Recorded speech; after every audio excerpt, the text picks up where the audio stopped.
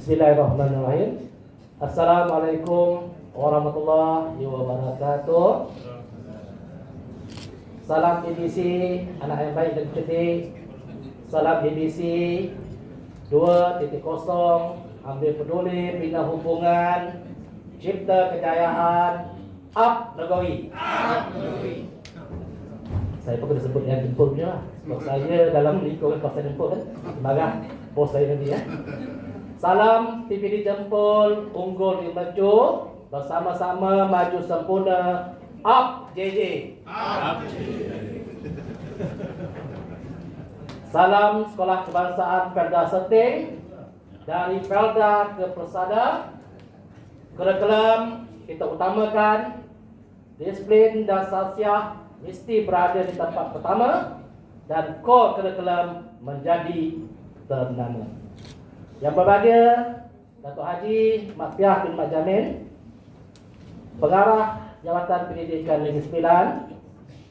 Yang hormati Tuan Haji Nur Hashim bin Osman, Timbalan Pengarah Sektor Pembelajaran Jabatan Pendidikan Negeri Sembilan.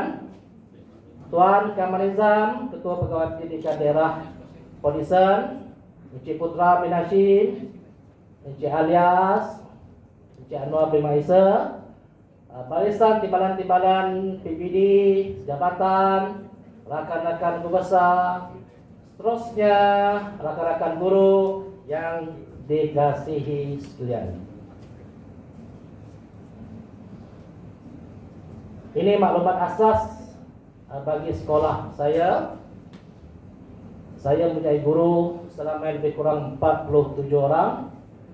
Semuanya adalah berbangsa Melayu. Dan majoriti anak-anak saya di Sekolah Kebangsaan Perda Seting adalah anak-anak orang Melayu. Cuma seorang saja anak orang asli. Datuk boleh tak diterangkan sekolah asli juga tu? Ada seorang budak asli tu Datuk? Ya. Okey, ini enrollment murid di sekolah saya. Jumlah keseluruhan adalah 717 orang. Saya mempunyai 24 bilik darjah. Besar kemungkinan tahun depan saya tak cukup lah bilik darjah. Tahun satu yang berdaftar pun dah hampir 140 orang. Ya, itulah keadaan dan situasi buat masa ini. Tuan-tuan dan puan yang dimati Allah, Seting Perda ini adalah sekolah dalam lingkungan kawasan Perda pada asalnya. Ya, tetapi apabila Jempol telah diiktiraf sebagai kawasan perbandaran, maka SK Perda Seting pun dalam bandar lah. Samalah seperti sekolah dalam daerah Seremban. Tetapi dari segi yang enrollment murid-murid ini adalah anak-anak daripada kaki tangan kerajaan yang bertugas dalam daerah Jempol.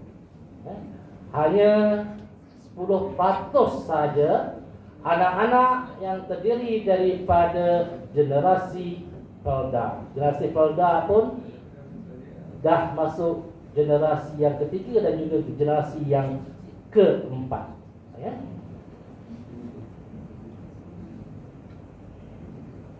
Okey.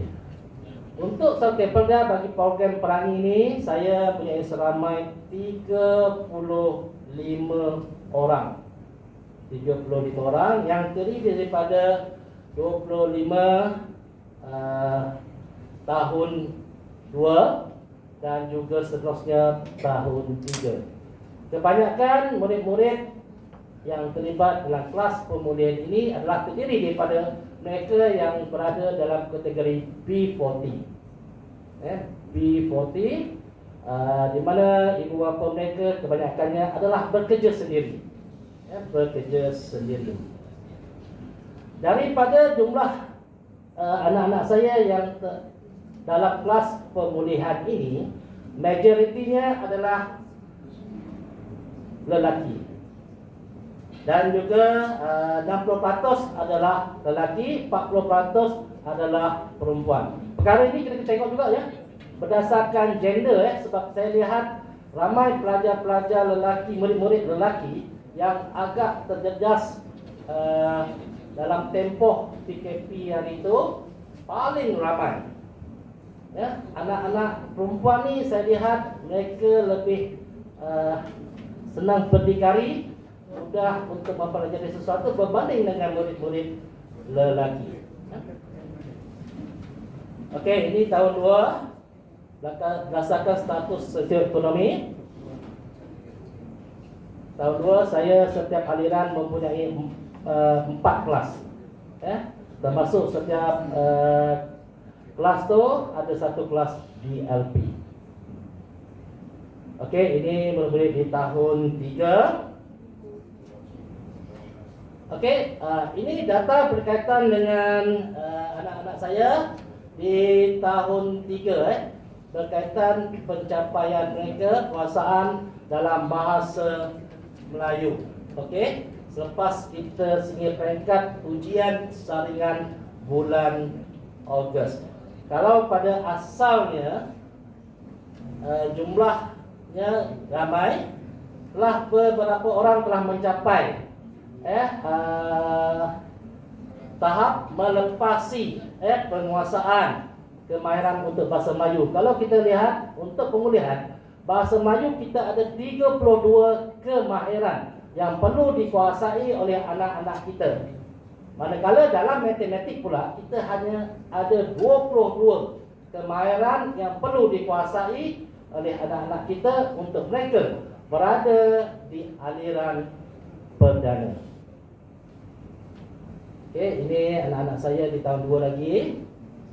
Ya, telah pun ada penambahbaikannya di situ. Semua anak-anak yang terlibat kelas pemulihan berada bertambah baiklah selepas ujian bulan Ogos. Paling kurang pun saringan bulan Mac diorang berada di K1 dan K2, tapi ada peningkatan untuk K3.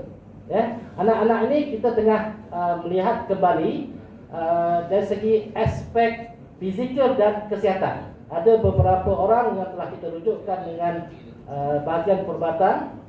Sebab kita lihat telah beberapa usaha pendekatan yang kita jalankan, kita dapati anak-anak ini tidak dapat menguasai sepenuhnya. Jadi kita faktor kesihatan juga kita ambil kira untuk anak-anak kita ini. Okey, ini untuk bahasa Melayu tahun 2 lagi. Ya, anak-anak yang telah pun menguasai kemahiran. Daripada awal dia orang berada di K3, K4, tapi telah pergi kepada K32. Jauh tu. Dalam tempoh bulan Mac hingga bulan Ogos. Dalam tempoh 5 bulan selepas kita bersemuka ini, alhamdulillah. Lepas ni saya akan beritahu apa program-program yang kita laksanakan di peringkat sekolah dan juga program-program yang kita mohon ibu bapa dan penjaga bersama dengan pihak sekolah.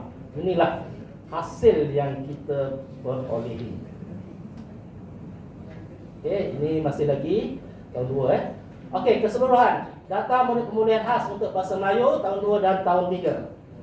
Kalau untuk saringan bulan Mac kita ada 25 orang. 25 orang ni lebih kurang 22% daripada keseluruhan anak-anak saya di tahun 2. Seramai 115 orang.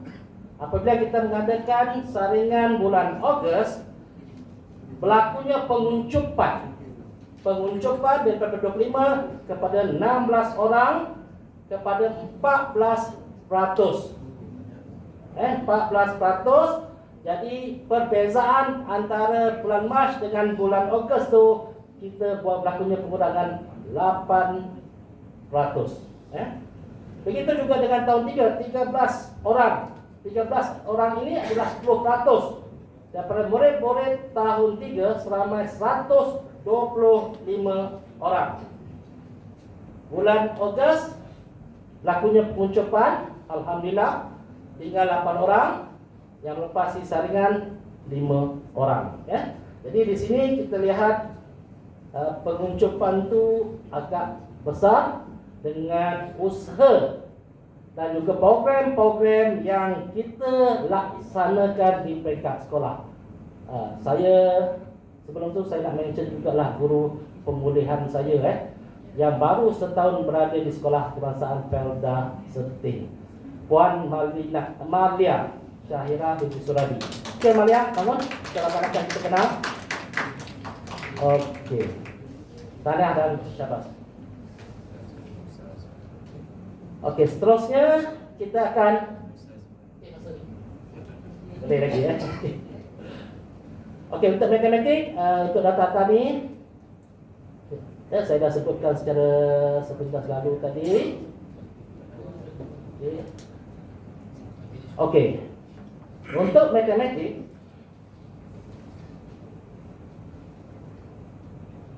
angka murid pemulihan sama.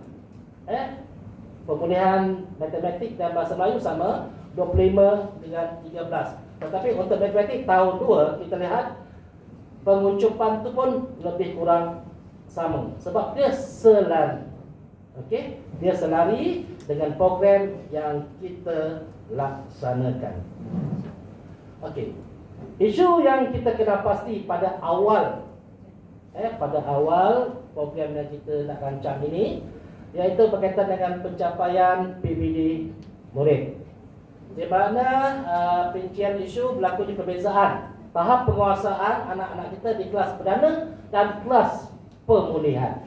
Sebab aliran perdana kita berdasarkan di SKP dengan dimensi-dimensi yang tertentu. Tapi dalam kelas pemulihan dia agak berbeza. Okey, cadangan intervensi kita sentiasa mengadakan perbincangan PLC dan sebagainya dengan rakan-rakan guru untuk memastikan kesinambungan antara guru aliran perdana dan juga guru pemulihan dapat kita selaraskan. Sebab aliran perdana mereka kurang arif untuk mengendalikan anak-anak kita di kelas pemulihan.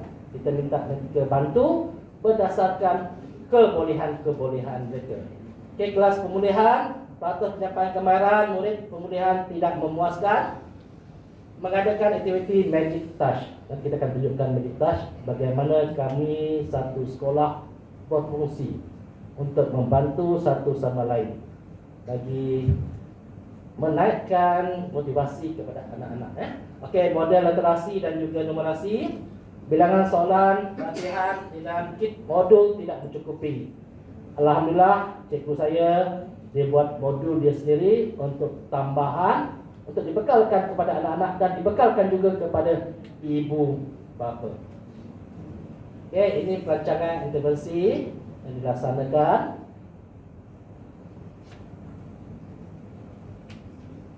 Ini untuk matematik di bahasa Melayu. Okey, ini dia program Magic Touch, di mana kami pihak pentadbiran memainkan peranan bersama-sama supaya guru pemulihan pun bersemangat. Guru besar barisan pentadbiran ambil peranan masing-masing untuk membantu pemulihan. Okey, kami sama-sama bawa ke bilik kami. Murid-murid pemulihan ni selain dia bermasalah pembelajaran, diorang pun mempunyai rasa rendah diri yang amat tinggi. Amat tinggi. Jadi untuk kita mengurangkan defisit rasa rendah diri itu, barisan pentadbiran kita panggil masuk bilik masing-masing, kita sediakan makanan, minuman, token dan sebagainya. Ini untuk menaikkan semangat anak-anak itu. Okey. Program Bacalah Santai. Okey, program ni kita laksanakan 10 minit waktu rehat. Murid pemulihan dia dah tahu, dia hanya berehat dalam masa 20 minit. 10 minit dia akan pergi bilik pemulihan. Kebetulan bilik pemulihan hampir dengan kantin, jadi tidak ada isu yang besar. 10 guru pemulihan tunggu dalam bilik itu, kemudian membantu anak-anak kita untuk program membaca. Kemudian guru-guru pemulihan saya juga menyediakan satu tas untuk ibu bapa. Saya bagi contoh paling mudah macam ni. Ibu bapa yang membawa anak-anak mereka keluar berjalan dan sebagainya, minta anak-anak yang terlibat kelas pemulihan ini untuk menyebut nombor kereta, nama-nama dekat papan tanda, sambil dibantu oleh ahli keluarga mereka sendiri. Saya baru minggu lepas mengadakan sentuhan kasih ayahanda guru besar bersama dengan ibu bapa dan anak-anak pemulihan ini.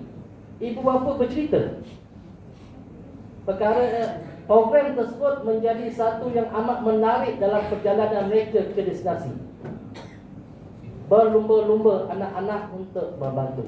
Itulah perkara-perkara. Di samping tu guru-guru aliran perdana juga membantu setiap waktu PDP. Tak kira lah apa mata pelajaran tu. Selama lebih kurang 10 minit. Ambil budak pemulihan ini dalam sesi yang sama. Contoh saya mengajar matematik 1 jam. 50 minit saya dah habis mengajar, dah bagi murid latihan ikut pengayaan dan sebagainya. 10 minit saya akan panggil murid pemulihan ini bersama dengan saya dan membaca modul yang ada. Itu adalah kesan-kesan yang amat baik saya lihat, sebab kesinambungan masa dalam guru bersama murid pemulihan itu agak terhad.